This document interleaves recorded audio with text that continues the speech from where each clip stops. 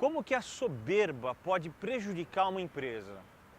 E decisões estratégicas por falta de comunicação? E quando você engessa demais uma meta, o que acontece? Hoje vamos falar de um case de fracasso. É isso mesmo. Vamos examinar como que uma gigante também pode cair. Porque dos fracassos é que nascem as maiores lições. Nosso assunto hoje é a empresa finlandesa Nokia e como que ela passou de líder a coadjuvante e depois saiu de cena sendo engolida pelos concorrentes.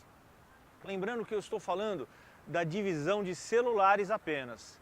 A Nokia continua existindo, mas em outras divisões, como equipamentos para rede e infraestrutura. E dependendo da sua idade, você viveu a era anterior aos smartphones, quando o telefone celular basicamente era usado para telefonemas e como uma agenda de contatos. A Nokia dominou essa época completamente, sendo a líder do mercado desde 1998, quando ultrapassou a Motorola até 2011, quando foi batida pela Samsung. Foram 15 anos de liderança que viraram pó em uma queda impressionante, até que a empresa não era mais sustentável. E em abril de 2014, só 2 anos depois de perder a liderança, ela foi comprada pela Microsoft. Só para você ter uma ideia, o negócio da Nokia tinha tantos problemas estruturais e conceituais que a compra foi considerada o maior mico da história da Microsoft. Um ano depois de assinar o contrato, o CEO da Microsoft falou que aquilo tinha sido um erro monumental. Agora, vamos tentar entender o que aconteceu. Em 2007, a Nokia vivia o seu auge. Eles estavam vendendo quase 40% de todos os celulares do mundo. Nunca mais nenhuma empresa teve essa dominância, para vocês terem uma ideia. Ela foi, por mais de uma década, uma das 10 marcas mais valiosas do planeta. A gente está falando, então, de uma gigante, uma líder de mercado que tinha na sua história inovações, como o primeiro celular com um software já embutido no aparelho, o primeiro telefone móvel com câmera do mundo e outros tantos pioneirismos.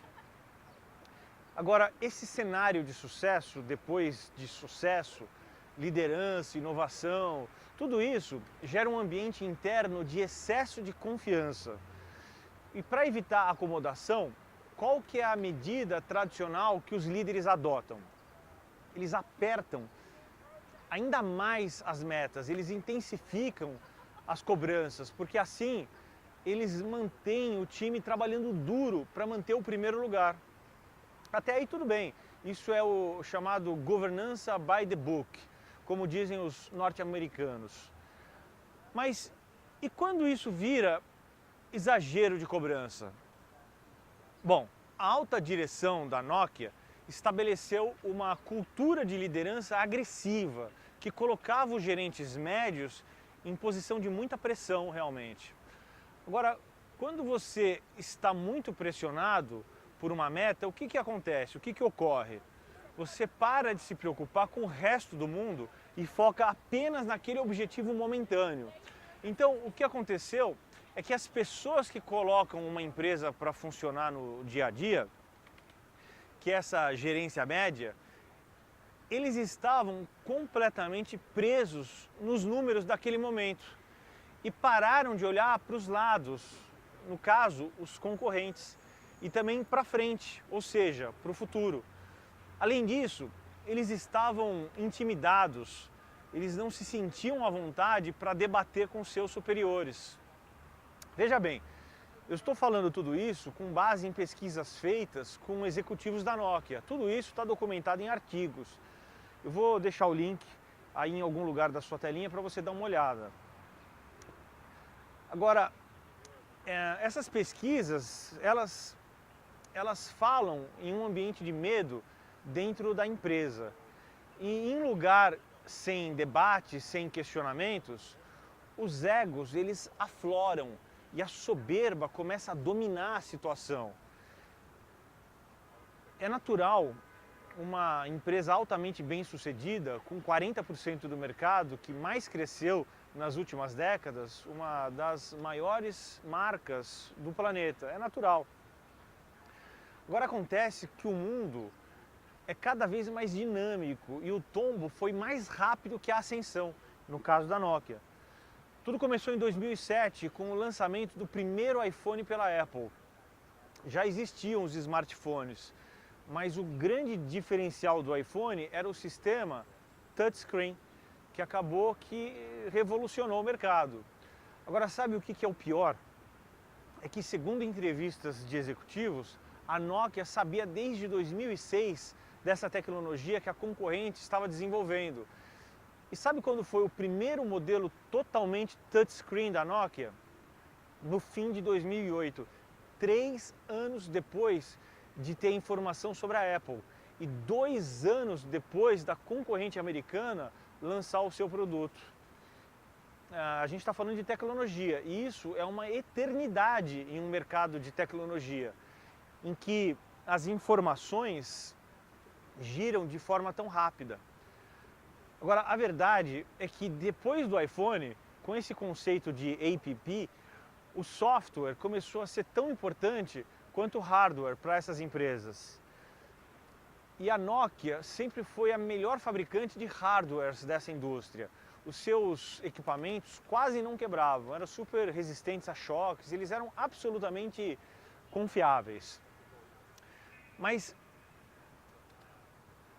nessas mudanças de cenário externo, eles não conseguiram se adaptar às necessidades que surgiram na área de software. E foi esse o momento da virada, aquilo que os norte-americanos chamam de turning point, que acabou que garantiu que as empresas como a Apple e a Google dominassem o mercado de tecnologia móvel. A Apple desenvolveu o iOS junto com o iPhone e a Google comprou e melhorou um projeto anterior chamado Android. Logo, fabricantes de hardware como LG e Samsung fizeram parcerias com a Google e passaram a vender smartphones com Android. E a Nokia? Primeiro tentou equiparar o sistema operacional deles, o Symbian, com os outros dois. Depois abandonaram o projeto para começar a produzir outro sistema do zero, chamado MeeGo. Depois, já em 2011, olha quanto tempo perdido. Aí eles resolveram fazer uma parceria com a Microsoft, que tinha know-how em softwares, mas era tarde demais. A empresa já tinha visto o seu mercado diminuir em 75%. Eles já tinham saído da lista das 100 marcas mais valiosas do mundo. E a única saída foi ser vendida. Será que tudo isso era evitável? Com certeza. Na minha experiência com empresas, em recuperação judicial principalmente, eu vi muitas vezes que o time sabe o que acontece de errado. Ele tem o diagnóstico do problema, mas ele não tem liberdade para contar aos donos ou aos gestores, já que o ambiente não permite. Ou não há espaço para isso. E é incrível o que eu fui capaz de aprender nas entrevistas com gerentes, com os coordenadores e com os analistas. Por todas as informações que a gente tem hoje, já se sabe que é o que aconteceu com a Nokia. Falta de conversa, falta de debate, que levaram a tantas decisões erradas. A Samsung era bem menor que a Nokia. Eles se reinventaram depois da revolução do iPhone. E eles souberam buscar o parceiro certo. Estão aí 2 exemplos tão diferentes de reação a um concorrente. Apesar da força da Apple, a Samsung nunca se intimidou. Já a Nokia se deixou morrer. Lembrando, foram 3 os pecados capitais da empresa finlandesa. O primeiro foi a soberba. O segundo foi a falta de visão de futuro por causa do engessamento das metas. E o terceiro pecado capital foram as decisões estratégicas erradas por falta de comunicação. Essas são lições que nós aprendemos em uma história de fracasso. Por isso, cultive as comunicações internas em sua empresa. Olhe para todos, olhe em volta, olhe para cima, olhe para baixo, olhe para os lados. Mas não deixe de olhar para dentro da sua empresa, de todos os ângulos possíveis e imagináveis. Obrigado pela audiência. Se você puder contribuir com o crescimento desse canal, eu quero pedir para você deixar nos comentários alguma empresa que você gostaria de entender melhor o porquê que ela veio a falir ou o porquê que ela entrou em recuperação judicial, alguma empresa que você queira entender um pouco mais do estado de crise dessa empresa. Eu não garanto a você que eu vou poder responder, eu vou poder produzir um vídeo com o que você vai me deixar no comentário, mas eu garanto que eu vou olhar e vou tentar. Vai depender da quantidade de pessoas que se envolverem. Eu também tenho um tempo limitado para poder produzir vídeos. Até porque eu tenho que estudar o caso para depois poder produzir esse vídeo, ou seja, dá um trabalhão. Mas deixa no comentário que quem sabe não é o seu pedido que vai ser aceito, tá bom? Eu te agradeço mais uma vez, um forte abraço e até o nosso próximo vídeo.